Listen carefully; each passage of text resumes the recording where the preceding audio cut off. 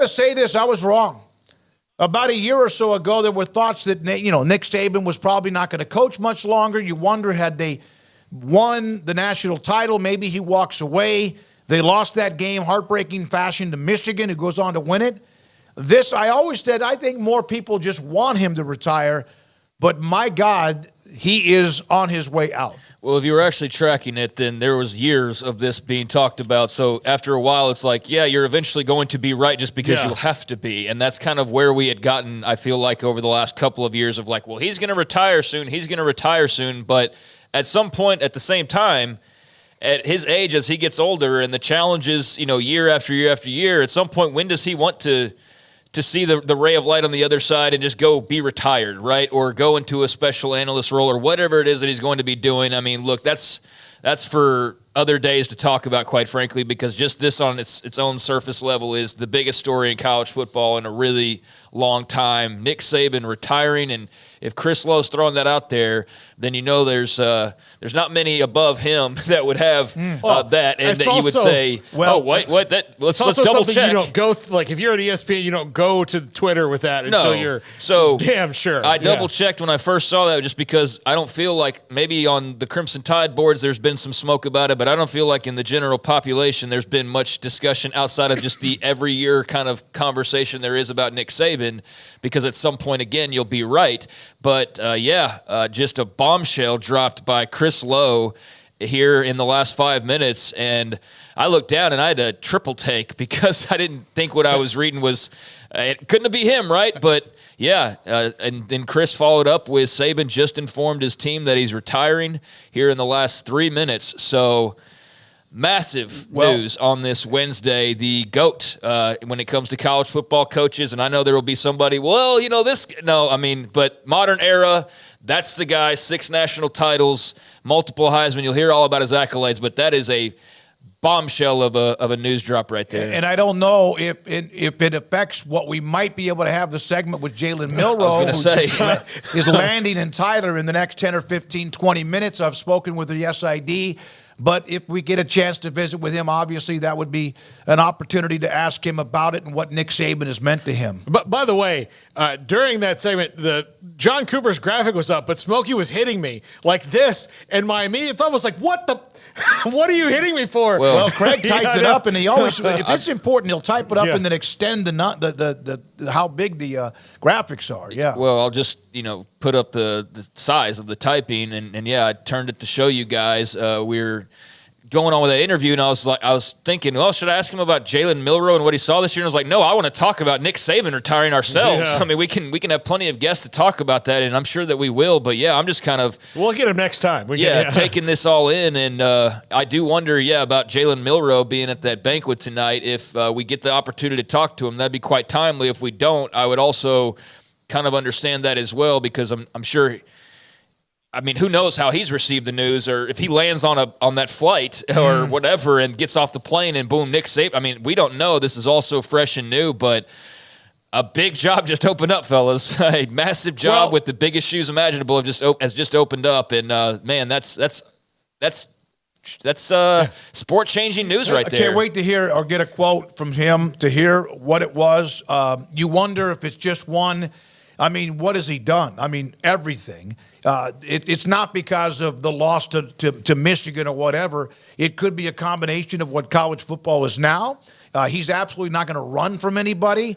Maybe there's a chance. I think he'll be great on television if that opportunity arises. Whatever he wants to do, he'll do it well, and maybe just wants to chill and be an analyst on the side. I don't know. Let me say this. Look, Derek Jeter had like the best dating history in the history of the world, right? He was just running through.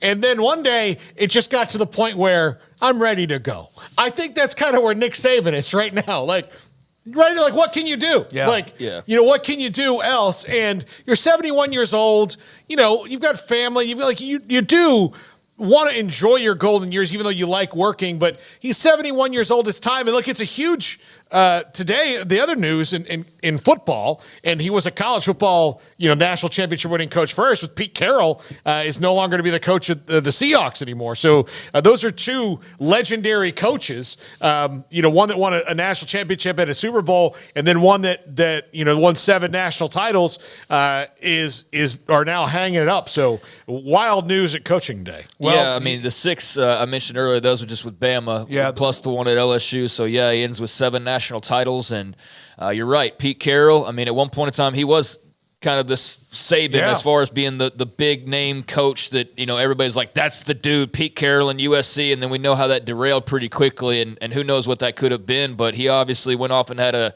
hell of a career in the NFL.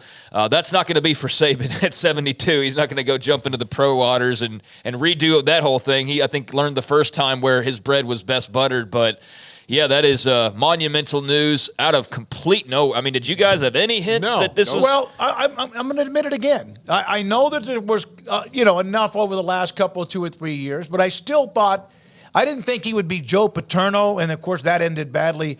I thought that maybe he would have more of an opportunity like Osborne to walk away at the top, but obviously it's been 3 years. I'll tell you this, I love listening to him. I love the fact he's in college football. Am I stunned? Nothing would do that to me, but I am surprised, yes. Yeah, I'm not stunned because, again, eventually he's going to have to call it a career, and you just wonder, too, with college athletics, college football being as weird as it is with trying to figure out what is going on and what's what. I'm sure that's not part of the thoughts as well, but, I mean, we'll hear from him eventually, and there's a lot to take in here, a lot of ramifications, and a lot of, I'm sure, coaches on the phones right now. But, yeah, this is going to have a massive domino effect. All right, so let's think about this. And, again, it's 422. This is 365 Sports. And breaking news, Nick Saban has told his team that he's retiring as the head coach with an unbelievable run at Alabama, and even with he started as a head coach earlier in his career, what he did at LSU, too. Names that are already out there. We're already on. I mean, like the body's not even cold yet. It's like after a championship game and there's a new, like, who's the preseason top 25 for the next year. All right, you want to do that? Well, there's a new top 5 in the works right now. All right, but you may have to do it live. You may have to do it live. You want me to throw? You want me to throw a name? We have to. It's what we do. Yeah. Dabo Sweeney, Lane Kiffin, Steve Sarkisian. Now, Texas fans, you don't lose anybody. We just mentioned that. But I think Sark always will be indebted to Texas for giving him that extra opportunity. Dan Lanning. Okay, you finally got to the main guy. Yeah, that's Kalen DeBoer. And Lanning has been on record of saying that he doesn't want to go anywhere. He loves Oregon. They gave him a chance. But now we're talking, with all due respect to everybody else, Alabama. I would think Dan Lanning's number 1 on that list. I think that's a pretty easy thing to say. And then, fill it in with every college football coach in America after that. We'll be standing in line, I think, to get that job if they have any bit of a chance at it. But, yeah, I would think Dan Lanning will now have his phone burning up from the Oregon folks, from the Alabama folks, from the agent folks, and from all of that. I mean, this is going to be crazy to see how it all unfolds and what plans maybe Alabama had in place, or how caught off guard were they. Like, how did all of that work? I mean, we'll learn, obviously, over the coming days. But everybody with a reporter background has pretty much confirmed this at this point. I didn't need it. Once I saw it was Chris Lowe and it was the actual handle, it's like, yeah, that's got to be right on point. And so, yeah, but now you've seen like the 15 unnecessary confirmations of the news that dropped. And so, yeah, it's real. It's not a troll job. And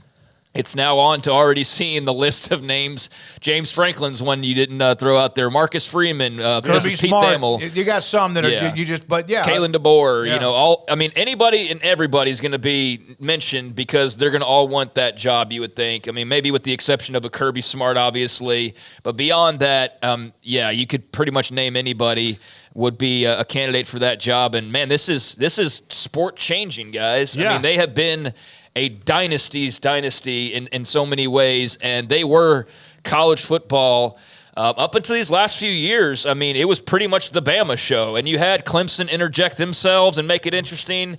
You had, Florida State, but I mean, that was years ago at this point. It's pretty much been Bama, then LSU jumped in there for a second. Clemson, as I mentioned, and then here lately, Georgia's mixed it up, and then Michigan as well. So it hasn't been quite the dominant stretch, but they're still in the playoff every year, and they're still in the SEC title game every year, if not winning it like they did this past season. So, yeah, man, just kind of wrapping my head around the reality of Nick Saban actually retiring. We've talked about it so many times, but it's actually real. Well, and I know that there is, look, he's been at Alabama for 17 years. Emory and Jack are in their early 20s, right? Yeah. And so they don't really remember a time where Alabama was straight up and down mediocre. Right. Because they were. Like, between Gene Stallings and Nick Saban, they were very up and down. I mean, they went through several different head coaches, whether David Shula or Dennis Francione and Mike Price for an hour and a half. They waited their way out of the NCAA violation. Yeah, that was a big part of it in the 90s. Yeah, so they had all these things that happened to them. So they were in the wilderness. And look, Nick Saban has had a great many assistant coaches.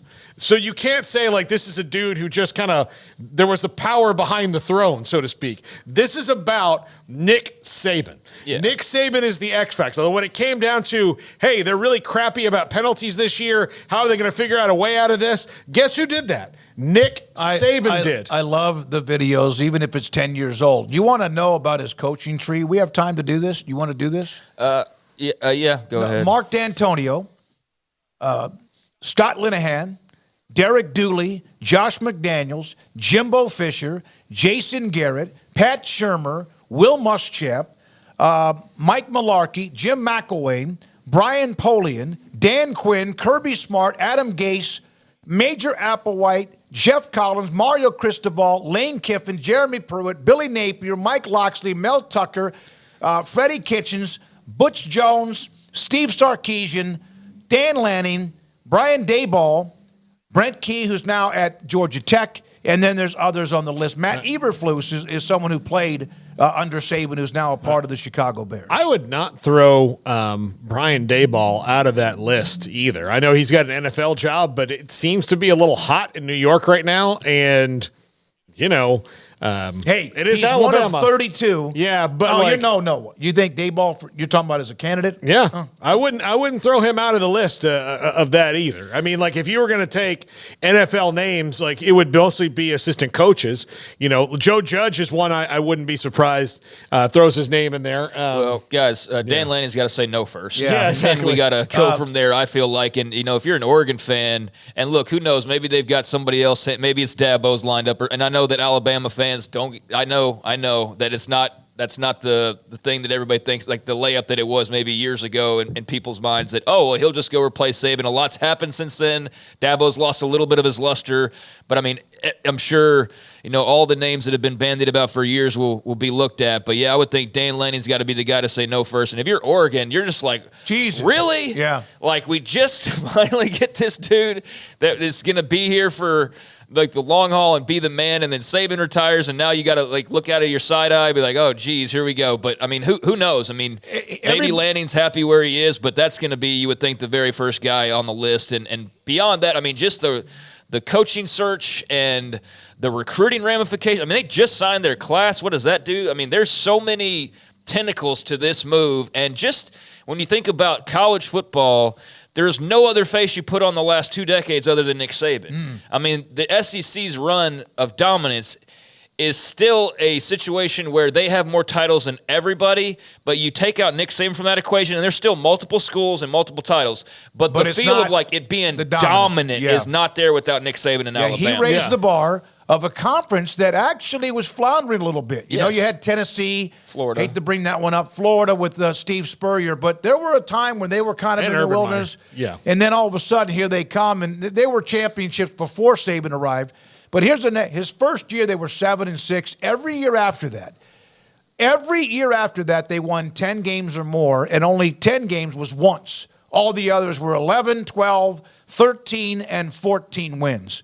a pretty amazing run to win 6 national titles in that time. Well, and look, Greg Sankey's mission statement of the SEC is better than anybody, like you said, is totally propped up by 7 of those titles are Alabama. Now, look, a couple of them would have been Georgia or somebody else maybe if it wasn't Alabama. 6. I'm sorry. 7 though with LSU. He's the one that kicked it off. Yeah, if you think about, I mean, as far as the 2000s go. Yeah, so 7 of those are Nick Saban, but 6 with Alabama. I forgot about that. You're right. Yeah. So I mean, that's when it started. If you think about it, you had Florida and Tennessee there at the end of the 90s, right? You had Alabama in the early 90s. They get hit with the NCAA violations. They kind of go away. It becomes the Nebraska show. It becomes it continues to be the Miami and Florida State show.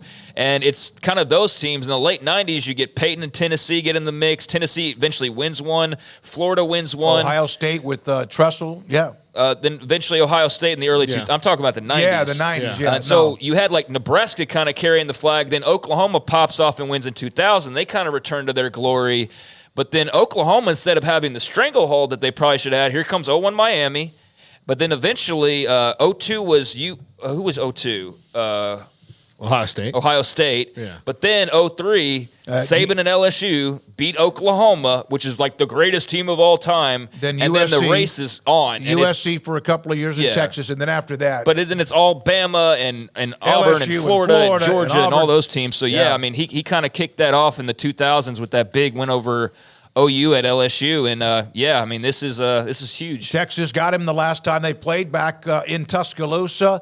And then, of course, Michigan with the fourth down with Jalen Milroe on the stop to win that game now, as well. I also don't think that they will wind up in the wilderness like they were before, no. A, because there's no sanctions, and B, because they are what they are, they don't have to do what they were trying to do between Stallings and Saban before and going, let's get the coach from TCU. Like they're not gonna do. I'm not knocking TCU, but that's what they did with Francione, and so like they were not gonna do that. Like they'll be able to go get whoever. Like the money is it's whoever they want. It's also a different saying. Just post a sign. Interviews are today and line up. Yeah, I mean it's also a much different era. Mm-hmm. I mean there's NIL. There's the conferences are shifting and they're different, and the whole atmosphere is a bit different from that 90s era. I mean, it's not even recognizable. That's 30 years ago, guys. Mm-hmm. It's 30 years ago. So what was that era he's referring to? Oh no, absolutely. When they were wandering in the dust 30 years ago. Yeah, so there's nothing similar to that at this point, other than the names and some of the conferences are the same. But much of the game on and off the fields, especially off the field, is